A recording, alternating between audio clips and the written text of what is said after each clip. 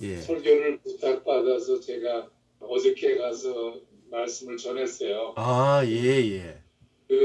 이미 목사님이 그 말씀 나눠줬던 처음된 자가 나중되고 나중된 자가 처음되리라는 마태복음 20장에 그 예. 말씀을 가지고 율법과 은혜 그리고 우리의 신분이 어떤 것인가는 본질로 사람들을 대하는 그런 내용으로 설교를 좀 한 예. 15분 정도 했어요. 아, 예. 하여튼 내용은 결국 그 본문 속에서 보여주는 인간의 악에게 구부러진 그 본성, 죄성을 타치하면서 예. 처음 되려고 처음 일찍부터 나와서 종일토록 일을 했던 그 사람이 결국은 천국의 나라에서는 긍휼과 율법을 볼 때 예. 참으로 그들은 율법적인 비교하고 불평하고 하는 그런 삶을 살지만 예. 마지막 한 시간 해 떨어지기 전에 하나님의 포도원에서 일을 했던 그 마지막 된 자는 예. 그렇게 자기를 불러주시고 마지막에 자기에게 또 똑같은 그런 한 데나리온의 그런 그 상급을 받았을 때 얼마나 마음이 기쁘고 예. 자기네들이 아무 쓸데없는 그들을 향해서 그렇게 긍휼을 베푸시러 주신 예. 한 데나리온을 주신 하나님께 예. 감사한 마음이 들었다라고 하는 본문을 얘기하면서 예. 우리가 교회 생활 속에서도 정말 처음이라고 생각하는 우리가 예. 사실 이 본문에서는 그들이 유대인이 될 수가 있고 예. 마지막이라고 생각하는 그 사람들이 이방인이 될 수 있지만 예. 우리가 교회 생활에서도 우리의 마음이 처음 된 자냐 마지막 된 자냐 하면서 예.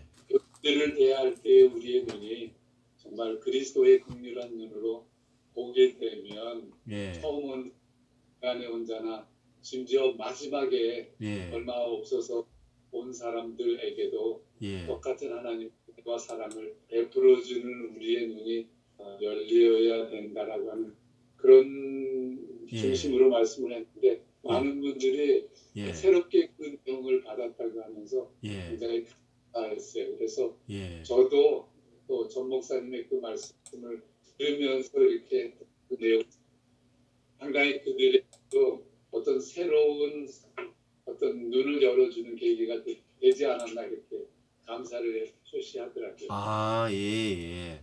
맞습니다. 예. 아, 좋은 나눔을 해주셔서 감사합니다. 교회 안에서 이제 제일 성도들이 힘들어하는 부분도 아마 차별이 많은 거, 교회 안에도 여전히 차별이 많아서 성도들이 힘들어하는 부분들이 많죠. 예. 그래서 그렇죠. 차별이 결국은 이제 어떤 열심이나 선에 의해서 만들어지니까요. 교회 안에도. 또 세상에 있는 것들 그대로 들어오잖아요. 예.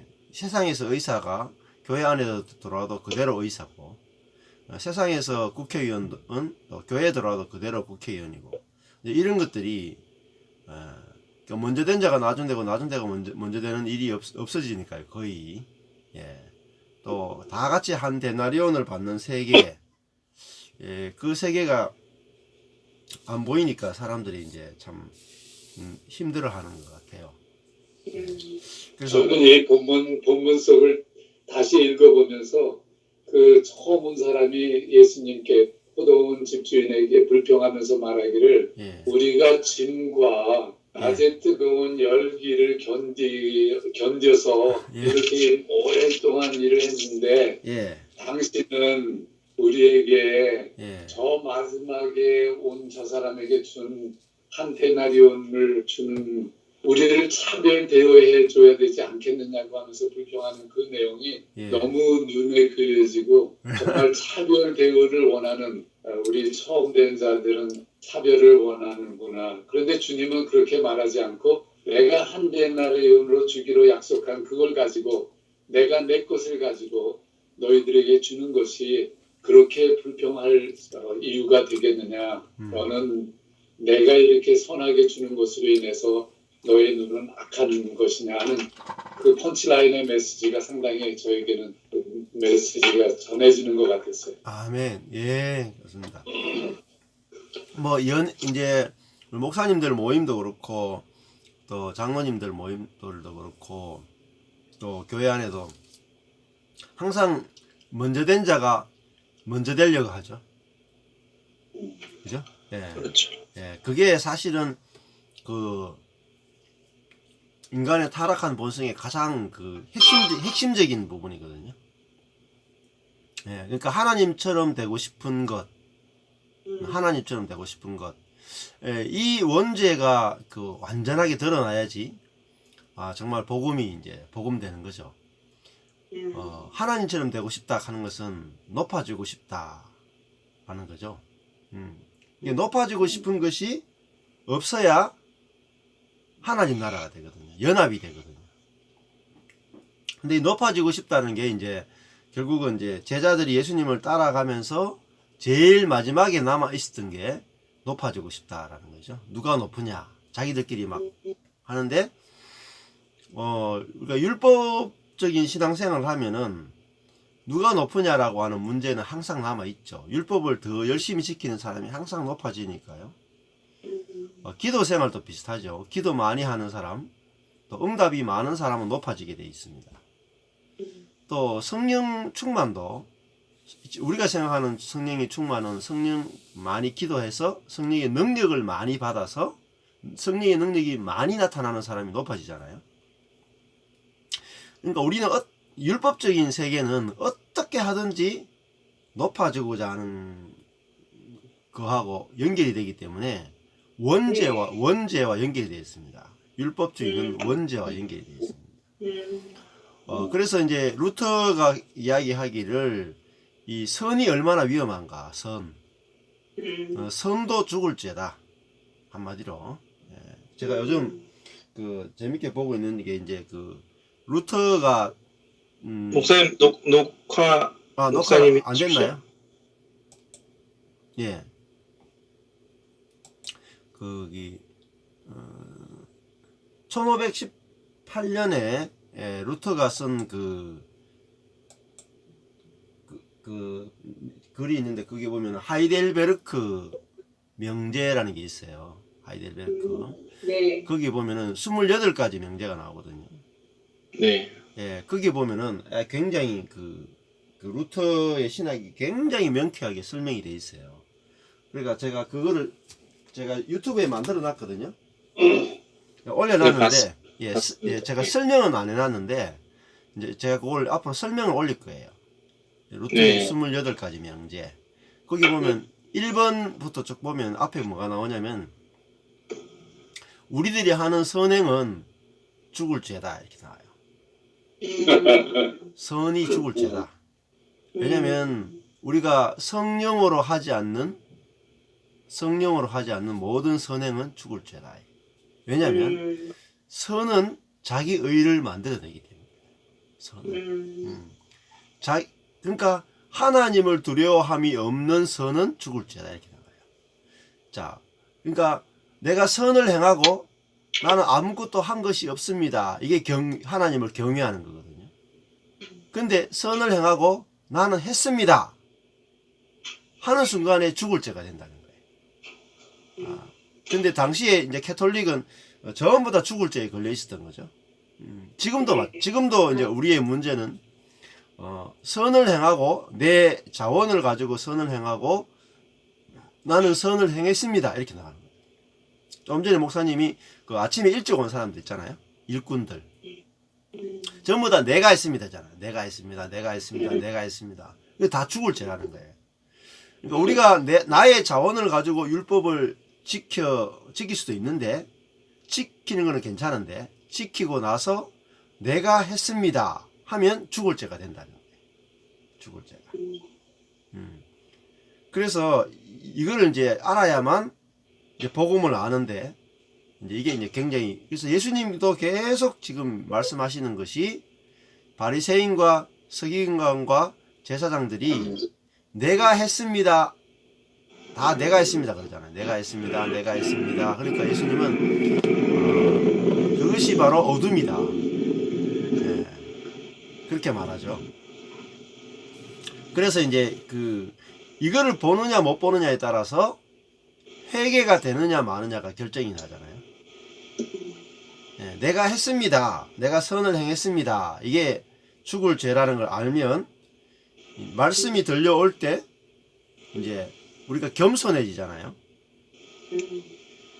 그러니까 내가 아무리 내 힘으로 선을 행해도 이건 죽을 죄다 알면은 내가 하나님과 사람 앞에 높아질 수 있는 사다리가 없어져 버립니다. 그렇죠. 이게 중요하거든요. 근데 만약에 우리의 자원과 우리의 노력과 우리의 힘으로 선을 행하고 나는 선을 행했습니다 하는 순간에 하나님을 경외함이 없는 거예요. 하나님을 두려움이 없단 말이에요. 예. 그래서 그렇게 되면은 결국은 우리는 선을 행함으로 하나님의 자리에 탁 앉게 되는 거죠. 예. 그래서 이제 제가 오두막이라고 하는 영화 지금 편집해서 제가 조금씩 올리고 있잖아요. 예. 저작권에 문제가 생겨가지고 길게는 못 하는데 짧게는 좀 올리고 있습니다.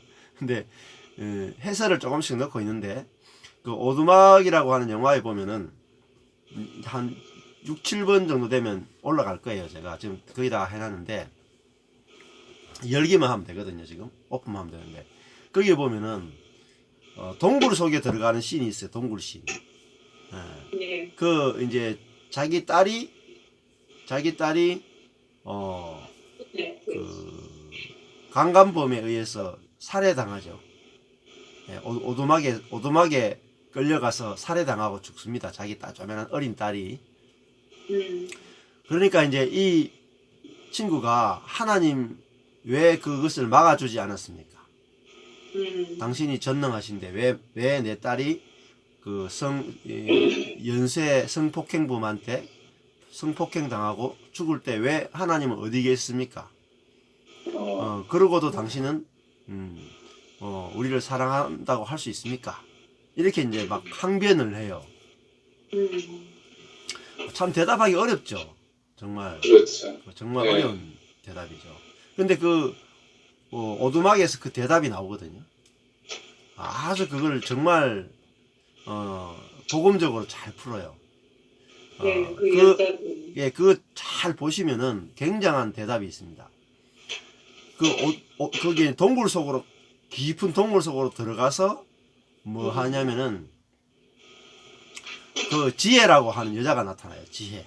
네. 위즈덤. 지혜가 그러니까 예수죠. 지혜. 자, 지혜가 뭐냐면은 경외거든요. 경외. 하나님을 두려워함이에요. 자문하고 다 연결되는 거예요. 굉장히 깊이 그 책이요. 오두막 책이 굉장히 깊이가 있어요. 제가 그 책과 영화를 보면서 야, 이건 정말 보통 수준이 아니더라고요. 영화 자체가. 그래서 그 사람한테 뭐라고 말하냐면은 당신이 재판하는 자리에 앉아봐라 하고 그 사람을 하나님의 자리에 딱 앉혀요. 재판장의 위치에 딱 앉혀놓고 재판을 하도록 만드는 거예요. 어떻게 재판하냐면 딸과 아들, 자기 딸과 아들을 앞에 탁 놔두고 둘 중에 누구를 지옥 보낼 거냐.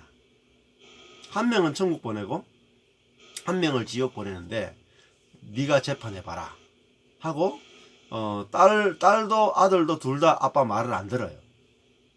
그리고 그들이 짓는 죄를 보여줘요. 자, 너는 지금 아들과 딸 중에 누구를 지옥 보낼 거냐 하니까 그 사람이 하는 말이 차라리 저를 지옥 보내십시오. 이렇게 얘기해요. 둘 다 못 보내겠다는 거예요. 자기 새끼들은. 차라리 저를 지옥 보내십시오. 했는데 그게 뭐겠어요? 하나님이라. 하나님이 그렇게 재판한단 말이에요. 예. 그러니까 뭐냐면 딸은 딸은 누구냐면 강간당한 자기 딸이에요. 어린 딸을 상징하고, 그 아들은 누구를 상징하냐면 강간한 강간범이에요. 하나님한테는 강간을 한 강간범이나 강간을 당한 어린 딸이나 동일하게 아들과 딸이다라고 합니다. 상상이 안 되죠. 그러니까 우리는 율법주의에 쩔어 있기 때문에 우리는 선한 사람, 악한 사람 딱 구분된다고 생각해요. 그러니까 우리 율법의 세계를 사는 거죠. 근데 하나님은 율법을 초월해서 창조자와 피조물, 하나님은 긍휼을 다 아들이단 말이야. 아들. 연쇄 강간했던 걔도 내 아들이다. 연쇄 강간범에서 살해당한 너의 딸도 내 딸이다. 내가 어떻게 연쇄 살인범 걔를 지옥 보낼 수 있겠느냐? 어떻게 했으세요? 자기 자신이 예수 그리스도와 연합되어서 본인이 십자가에 달려 죽으셨단 말이에요. 하나님. 그 연쇄 살인범을 위해서, 그래서 이제 그 보면은 그 파파 아빠가 나오는데 여자로 나오죠. 하나님 여자로 나오는데, 예, 이 손에 못자국을 보여줘요. 하나님의 손에 못자국을 보여줘요. 예, 나는 재판하는 하나님이 아니고 재판 받는 하나님이라는 거예요. 예, 누가 재판했냐면 재판은 인간이 재판한다. 그죠? 인간이 재판하고 하나님은 재판 받는단 말이에요. 이게 이제 십자가의 역설이에요, 역설. 그러니까 우리가 하나님 노릇하고 있고 하나님은 뭐가 돼 있어요? 사람이 돼 있는 거예요. 그러니까 복음을 알면은 세상이 완전히 뒤집어져 있다는 사실이라는 거예요. 그래서 그 동굴에 들어갔을 때 진실을 보는 거예요, 진실. 삶의 진실을 보는 거예요. 뭐냐면 강간범에 의해서 딸을 살해당한 그 아빠가 하나님이 되어 있고 하나님은 사람이 되어 있는 거죠. 그래서 이 딸을 강간범에 의해서 강간당한 이 아빠가 하나님의 자리에서 하나님을 재판하고 있는 거죠. 당신이 어떻게 그럴 수 있습니까? 내가 보기에는 나는 절대적으로 옳고 당신이 틀렸습니다. 나는 선하고 하나님은 악합니다. 이렇게 재판하고 있는 거죠. 그래서 거기서 뭐 하냐면 인간의 원죄를 드러내요. 사람이 하나님이 되어 있다. 모든 선악을 기준은 자기 자신이다. 그 원죄가 딱 드러났을 때 그걸 딱 드러내주는 게 누구냐면 지혜예요. 지혜. 그 예수 십자가에 못 박히신 그리스도가 바로 지혜죠. 예. 그래서 그 진실을 딱 보여. 진실을 보는 거예요. 아, 내가 하나님을 재판하고 있었구나. 내가 하나님의 자리에서 선악을 가지고 내 기준으로 하나님을 재판하고 있었구나. 이걸 인정하고 나서 이제 나는 앞으로 절대로 하나님을 심판하지 않고 내가 재판하지 않겠습니다. 재판자의 자리에 앉지 않겠습니다. 할 때 이제 그 동굴 벽면이 확 열려요. 열리면서 천국이 확 열리거든요. 예, 그게 이제 아주 상징적으로 어마어마하게 잘 그려져 있습니다. 그래서 열릴 때 딸하고 이렇게 만나잖아요. 아, 그렇죠. 예. 성령님도 있고. 예, 그렇죠. 예, 그때 이제 그 여자분이 이제 위즈덤이 성령을 상징하기도 하고 예수를 상징하기도 하는데, 그 천국이 확 열리죠. 열리는데 그 사람이 인생의 진실을 보고 난 다음에 열리잖아요. 예, 그러니까 이 딸이 강간당했는 그 문제가 중요한 것이 아니라 내 안에 있는 내 안에 있는 내가 하나님 되어서 선악을 판단하고 있는 이것이 나에게 고통을 주고 있었구나. 이걸 이제 딱 보는 순간에 자기 마음에 평안이 오고 천국이 확 열리잖아요. 그래서 거기서 주는 메시지가 아주 큽니다. 예. 예. 그래서 이제 그 영화가 너무너무 메시지가 좋아가지고 제가 저작권에 좀 문제가 있지만 올렸는데, 이 짧게 하는 거는 몇 나라 빼고는 그래도 이렇게 뭐 이렇게 볼 수 있도록 해주는가 봐요. 짧게 올리는 거는. 그렇게 이제 올릴 건데 굉장히 그 시사하는 바가 크더라고요. 예. 그래서 저희들도 그러면은 우리 마음의 천국이 열리려면 한 가지를 봐야 된다는 거죠. 인생의 진실. 내가 하나님의 자리에 앉아서 모든 것을 판단하고 재판하고 있다. 요 원죄가 보여야만 완전히 삶이 바뀐다는 거예요. 예. 그러니까 항상 문제가 생길 때는 나는 옳고 상대방은 틀렸다. 요게 하나님의 자리에 앉아 있는 거예요. 여기 안 보이면 어떤 방법으로도 이제 사람이 변할 수가 없죠. 근데 이것만 보이면 무조건 다 변화되고 있습니다. 무조건. 예. 딱 한 가지만 바뀌면 다 바뀌게 돼 있거든요. 자, 그래서 조금 전에 우리가 하나님처럼 되고 싶은 것이 인간의 원죄다. 그래 높아지고 싶은 거다. 이렇게 말씀드렸죠. 예. 그래서 이제 오늘 마태복음 21장 23절부터 32절까지 내용이 그거죠. 네네, 맞습니다. 권세 이야기죠. 권세.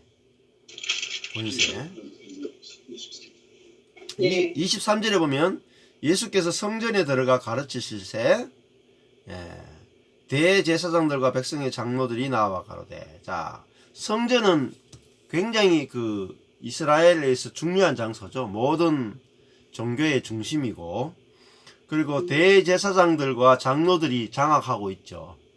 자기들의 권세를 가지고 장악하고 있는데, 대제사장들과 백성의 장로들은 이제 율법을 가지고 자기들이 권세를 만들어냈죠. 예. 율법에 의해서 만들어진 권세를 가지고 있어요. 그래서 그들은 자기들만이 권세를 가지고 있다고 생각했죠. 예, 자기들이 율법도 가지고 있고 또 율법의 해석권도 가지고 있고 율법에 의해서 제사장들이 세워지잖아요. 근데 참 웃기는 것이 자기들도 권세가 없어요, 사실. 왜냐하면 대제사장들이 돈을 주고 대제사장직을 샀거든요. 예. 예. 그러니까 이들이 아론 계통의 대제사장이 아니에요.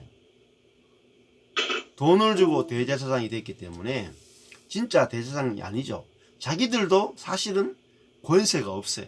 가짜예요. 지금도 그런 경우 많죠.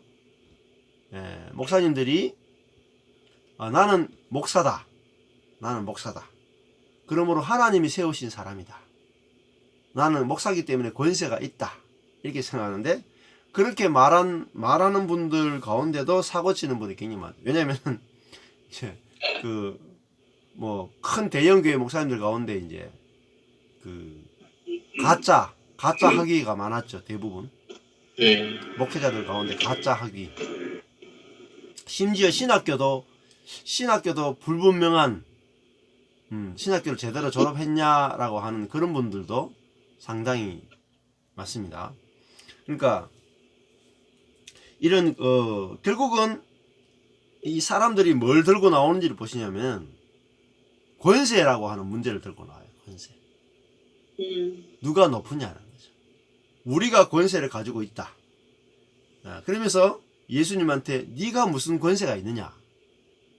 네가 어떻게 성전에 있는 이런 비둘기 팔고 돈을 바꾸는 사람들의 상을 뒤집고 그리고 성전에서 함부로 사람들을 모아놓고 가르치고, 이거 누가 이렇게 할 수 있는 권세를 줬느냐, 이렇게 이야기하잖아요.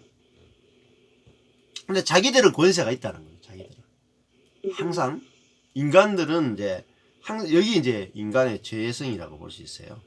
권세. 이 사람들이 제일 좋아하는 게 권세입니다. 가장 밑바닥에 갖고 있는 죄성이 뭐냐면 하나님처럼 되려고 하는 권세이다. 권세. 예. 그래서 이 권세가 뭘 만들어내겠어요? 권세가 또 그 교리를 만들어냅니다. 예. 권세 있는 자들이 발표하면 뭐가 되죠? 진리가 되죠. 그래서 이제 옛날에 이제 베이컨이라고 하는 철학자는 이제 아는 것이 힘이다, 이렇게 했죠. 아는 것이 힘이다. 지식이 권력이다. 그래서 공부를 많이 하면 공부를 통해서 권력이 만들어진다. 이런 식으로 이야기했는데, 요즘은 반대를 이야기합니다. 반대. Power is knowledge. 권세에서 교리가 나온다. 권세에서 진리가 나온다. 권세 있는 자가 말하면 진리가 되고, 권세 없는 자가 말하면 거짓이 된다. 이렇게 돼요. 그러니까 자세히 보시면 대제사장들과 장로들은 권세가 있죠. 네. 권세 있는 자가 말하면 정통이 됩니다. 그죠? 예. 그런데 예수님처럼 당시에 비주류, 권세가 없는 자가 말하면 이단이 됩니다. 사람들은 우리 속에 이런 게 있어요. 예. 많은 사람들이 말하는 것은 진리고, 아주 극소수의 사람이 말하면 비진리다. 이게 우리 속에 있어요. 왜냐하면 우리들이 권세를 좋아하기 때문에 그래요. 권세를. 그래서 무조건 우리는 어느 쪽에 붙어 먹기를 원하냐면 숫자 많은 쪽에 붙어 먹기를 원해요. 그러니까 무조건 숫자 싸움입니다. 숫자 많은 교단이 진리예요. 정통이에요. 한국에서는 장로교가 숫자가 많죠. 한국에서는 장로교가 정통이고 나머지는 다 비정통이에요. 미국에서는 그 침례교 숫자가 많죠. 침례교, 그죠? 예. 감리교도 물론 많고. 그러면 침례교, 감리교가 이제 진리가 되는 거죠. 근데 성경은 그런 그 숫자나 어떤 이런 것, 권세나 이런 것에 의해서 진리가 결정되지 않죠. 예. 다른 말 하면 그것이 권세가 될 수 없다라는 것입니다. 그래서 결국은 그 권세, 진짜 참 권세가 뭐냐, 진정한 권세가 뭐냐, 이것이 우리가 진짜 진리가 뭐냐 하고 바로 연결이 되어 있어요.